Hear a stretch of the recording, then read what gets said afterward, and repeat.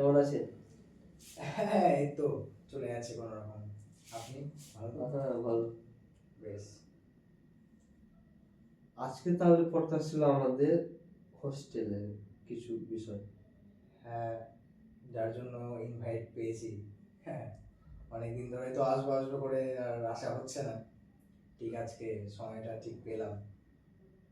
আমার কাছে একটা প্রশ্ন ছিল যে হুম। হোস্টেল বলতে কি? হোস্টেল বলতে যেরকম এক কথায় যেটাকে বলা যায়, ভিন্ন ধর্মের, ভিন্ন পরিস্থিতির, ভিন্ন আসবাব জিনিস টাইপের যখন কোনো কিছুর উদ্দেশ্যে পড়াশোনা হতে পারে, গান বাজনা হতে পারে, শিল্প হতে পারে, যে কোনো কিছু হতে পারে, সবাই যখন একই রুমে ৩-৪ জন একই রুমে খাওয়া দাওয়া, একই রুমে সব কিছু করা এবং কিছু মেমোরিজ ক্রিয়েট করা, সেটাই একত্রে একসময় হোস্টেল। তাহলে হোস্টেল লাইফ তোমার কেমন কেটেছিল? হোস্টেল লাইফ তো পুরোটা গাড় মারতেই মানে অ্যাকচুয়ালি যেটা বোঝায় যে হোস্টেল লাইফটা পুরো একদম গার্জিয়ান কলেই গাড় মেরে গেছে। হোস্টেল সুপারের গার্জিয়ান কল, প্রিন্সিপালের গার্জিয়ান কল, ওইখানে সমালোচনা আমাকে নিয়ে, ওখানে সমালোচনা আমাকে নিয়ে, সবকিছু দিয়ে হাসি ঠাট্টা মজা, বন্ধুদের সঙ্গে আড্ডা, সবকিছু নিয়ে হোস্টেল কেটেছে। যেমন আমি আমার লাইফের একটা স্পেসিফিক ঘটনা তুলে ধরছি আমাদের দর্শকদের উদ্দেশ্যে, আপনার উদ্দেশ্যে। যেরকম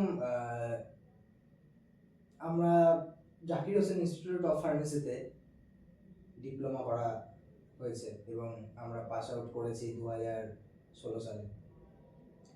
তো মজাদার সব থেকে একটা ঘটনা আমার হোস্টেল লাইফের মধ্যে সব থেকে যেটা মানসিক চাড়া দিয়ে উঠবে, সেই ঘটনাটা হলো যে আমরা যখন ফার্স্ট ইয়ারে ছিলাম তখন আমাদের এক সিনিয়র দাদা ছিল, আমি নামটা উল্লেখ করছি না, সবাই চেনে দাদাটাকে।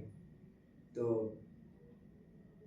সব থেকে বড় ঘটনা কি, সারা দিন, ঠিক আছে, সারা দিন সকাল থেকে শুরু করে সারাটা দিন ঘুম, রাত হলেই জাগবে, 8টা-9টার দিকে ভাত খাবে, দিয়ে ঠিক রাত 12টা 12:30 যখনই হয় তখনই ঘাড়ে গামছা, হাতে বালতি, দিয়ে বাথরুম।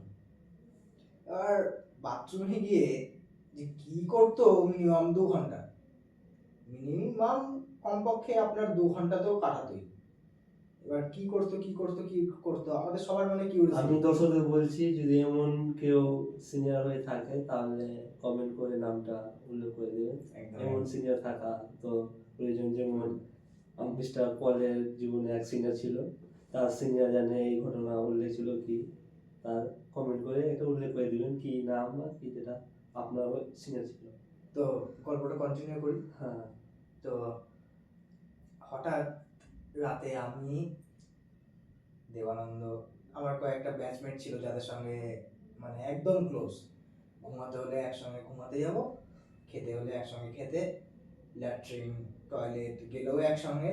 আমরা এমনও অনেকদিন গেছে আমরা দুজন মিলে একসঙ্গে, মানে একসঙ্গে একই বাথরুমে আমরা টয়লেট করেছি, এরকম অনেক দিন গেছে। তো যাই হোক, আমি মেইন টপিকে ফিরে আসি। তো এবার দুজন আমরা প্ল্যান করলাম, একদিন রাতে ও বালতি গামছা নিয়ে বেরিয়েছে রাত 12টার সময় দিয়ে। আর আমাদের কলেজটা ঠিক এমনই প্লেসে, কলেজ আর হোস্টেল, বয়েজ হোস্টেল মানে ঠিক পাশাপাশি, একদমই পাশাপাশি। তো এবার গেলাম আমরা, যেমন আমাদেরও কিন্তু, আমরাও যে হোস্টেলে থাকতাম, আমিও তো হোস্টেলে থাকতাম, আমাদের হোস্টেলও কলেজের কাছে ছিল। তো আমরা ফলো করছিলাম, ও আগে আগে যাচ্ছিল।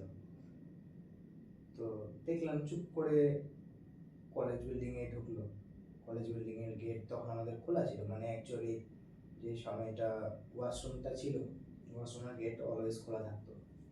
এবার গেছিলাম, গিয়ে দেখছি জল পড়ছে, দিয়ে बहती हवा सा था वो, গান চলছে, আমি ভাবলাম আচ্ছা মালটা কালো করে উত্তি পতঙ্গ সা থাবো, মানে পুরো স্যাড টাইপের। তো এবার আমরা দাঁড়িয়ে আছি, আমি দেবানন্দ, আমরা তিনজন ছিলাম আর আসিফ, নামগুলো বলে দিলাম। তো আমরা তিনজন ছিলাম। এবার থাকার পরে হঠাৎ করে আমার ভিনদেশি বাড়া, হঠাৎ করে গান চেঞ্জ, মুড চেঞ্জ, আমার বাড়ার নিচে বিচি, আমি বিচি ধরে নাচি, তোমায় চুদে বেঁচে আছি। হঠাৎ করে গান চেঞ্জ হয়ে গেল, মুড চেঞ্জ হয়ে গেল। দর্শক বিন্দু বলছি এই গানটা কে কে শুনেছো একটু কমেন্ট করে জানিয়ে দেবে। হ্যাঁ, তো এই হওয়ার পর আস্তে আস্তে ট্যাপ দিয়ে জল পড়ছে, আর ও মনে হয় ঠিক হাঁকতে ঢুকেছে, বা হাঁকছে হাঁকছে হাঁকছে। দরজায় আমরা বাড়ি দিলাম, দিয়ে জলের আওয়াজ বন্ধ হয়ে গেল, গানও স্টপ হয়ে গেল। পুরো ভয়, পুরো ভয়ের মহল। দিয়ে মানে ওর পায়ের আসনে আমরা ওখান থেকে ভেগে গেলাম তিনজন। দিয়ে জানে হোস্টেলের মধ্যে সিনিয়র দাদারা যে কে কিরকম কি করতে পারে, কে না কিছু করতে পারে। হ্যাঁ, তো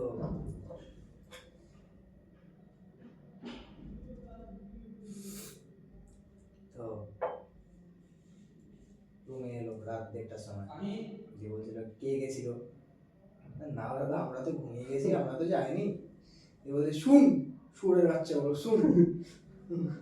আমার রাত 2টো সারা যখন কেউ থাকে না তখনই আমি হাঁটতে যাই, কেউ তাছাড়া যায় না, আমার হাঁকাই হবে না। তো নেক্সট টাইম থেকে এরকম আর করবি না, জানি কি গেছিলিস, ভুল করে গেছিলিস, মজা নেওয়ার জন্য গেছিলিস, আমরা এরকম ছিলাম, তো করবি না। তাছাড়া আমি নেক্সট টাইম কমপ্লেন করবো স্বামীকে সিসিটিভি বের করার জন্য।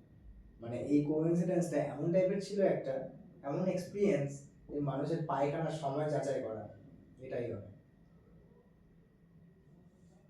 এই ছিল তোমার হস্টেল লাইফে কেমন কেটেছে। হুম। এমন কোনো দিন এসেছে যেটা দিনটাকে আর ভোলা যাবে না, সেই দিনটা কিছু বর্ণনা দাও। হ্যাঁ, এমন একটা দিন আমাদের লাইফে কোইন্সিডেন্স ছিল, আমাদের 60 জনের কোটা, 60 জন আমরা পড়তাম একসঙ্গে। তো এই কোটাতে ক্লাসের গার্ড মারা চলে গেছিল। ফার্স্ট ইয়ারে কিছু জন স্টুডেন্ট 25-30 জন আসতো, এসে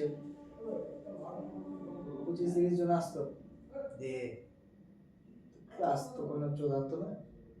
দিয়ে সেকেন্ড ইয়ারে যে উঠলাম, সেই 2-3 জন, যেহেতু হস্টেলে আমরা ছিলাম 7-5 জন ছিলাম আমরা হস্টেলে, তারা ছাড়া ক্লাসে পুরো মা চলে গেছে, একটা কেউ বড় আসতো না, লেওড়া গাড় ফাটামো করতো, আসতো স্যাররা আসতো, গাড় ফাটামি করে গুটকা খেয়ে থুতু ফেলে চলে যেত, আর কোনো কিছুই নেই ক্লাসে। তো এবার আমাদের যে প্রিন্সিপাল ছিলেন, সে কিছু ছেলে আর কিছু মেয়েকে কোথা থেকে ধরেছে, ধরে এনে বোর্ড রুমে এসে, তোমরা আমায় শরীর দাও, আমি তোমাদের পড়াশোনা দেব। আর এমন ভাবে কথা বলছিল প্রিন্সিপাল সাহেব, মানে আমার ওইখানে হাসি বেরিয়ে গেছিল। ওই তোমার শরীর লাগবে না, তোমার শরীর লাগবে না। স্যার প্রিন্সিপালটা কত জারা মাল ছিল, আর ভাবা যায় সেই ঘটনার জন্য আমার গার্জিয়ান কল হয়ে গেছে এই ইনসিডেন্স নিয়ে, এই সামান্য একটা বিষয় নিয়ে। আমাদের কলেজে সব থেকে বড় কোইন্সিডেন্স হচ্ছে এপিএস, মেডিকেল, ফার্মেসি, ডিএপিএড, প্রাইমারি, কি নেই সব আছে একই কলেজে, বারোভাতারি কলেজ। তোমরা কোথাকার হোস্টেলে থাকতা, কোন ডিস্ট্রিক্টে?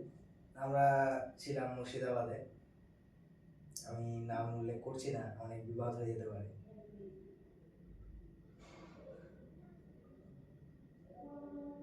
আর কোনো ছিল সেই হোস্টেল জীবনে আর কিছু গুরুত্বপূর্ণ দিন একটা, যেটা সে তো স্মৃতিতে থেকে যায়? ফার্স্ট টাইম কাউকে দেখে আমার ভালো লেগেছিল হস্টেলে।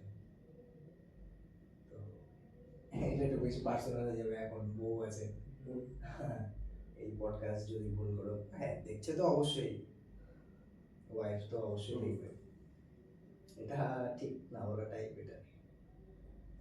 তো খাওয়া দাওয়ার ব্যাপার সম্পর্কে একটু কিছু বলার জন্য একটু বাবা ও উপস্থাপন। খাওয়া দাওয়ার ব্যাপার আমি আজ রাতেও মানে এত বাজে স্বপ্ন দেখি বলার মতো নয়। ডালের মধ্যে সাঁতার কাটছি, সোয়াবিনের তরকারি, মাসির রান্নার ঝোল, ইস, সে কি দিন গেছে। হ্যাঁ, সেসব না বলাটাই ঠিক। হোস্টেলে এমন একটা দিন নেই যেখানে কোনো দিন আজ পর্যন্ত পেট ভরে খেয়েছি। আজ পর্যন্ত কোনোদিনও না, হয়নি আমাদের দ্বারা। এত ভালো রান্না হতো, মুখে দেওয়া যেত না।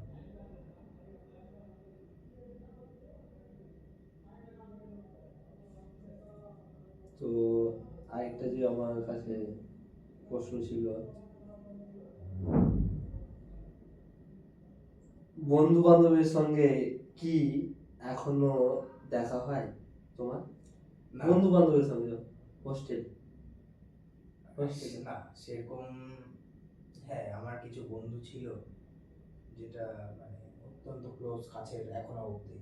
বাট সবাই নিজের নিজের কাজে এখন এতটাই ব্যতিব্যস্ত যে কলটা করার পর্যন্ত সময়টা থাকে না। আর যদি কলও কেউ করে বা আমি যদি করি, তখন সম্পর্ক থাকে টাকা। এই কাল আমি একটা ইনসিডেন্স বলছি। কাল সন্ধ্যা প্রায় 6টা কি 6:30 নাগাদ এক বন্ধু আমাকে কল করেছিল, ফিরোজ নাম। ভিডিও কল, এমনি কল নয়, হোয়াটসঅ্যাপে ভিডিও কল। কেমন একটা ফ্রেন্ড? ওটা হোস্টেলেরই ফ্রেন্ড, মানে আমরা একসঙ্গে কোর্স করেছি, হোস্টেলে আমরা ছিলাম। এই কল করে ডাইরেক্ট বলছে, ভাই 5,000 টাকা দে তো। যা লেওড়া, আরে ভাই কত কল করলি, ভালো বন্ধু দুটো লেওড়া কথা বল বাড়া। হ্যাঁ 5,000 টাকা দে তো। হ্যাঁ ঠিক আছে, সেন্ড করছিলাম।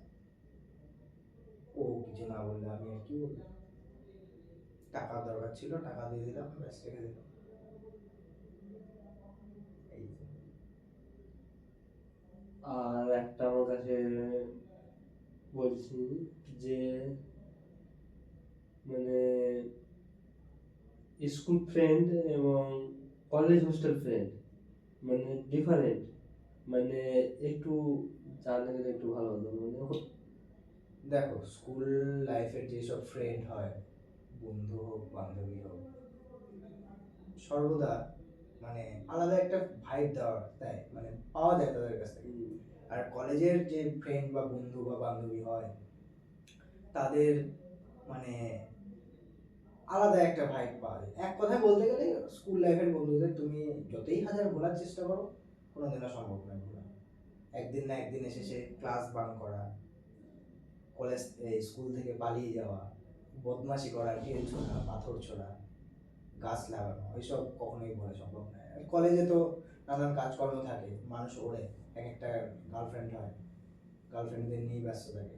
বন্ধু বান্ধবদের কথা খুবই কমই ওঠে কলেজ ফ্রেন্ড। এই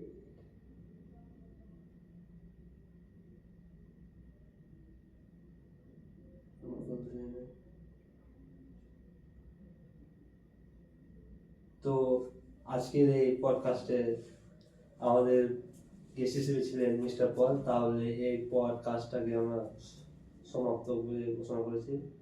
thank you mister Paul, thank you দর্শক বন্ধুরা।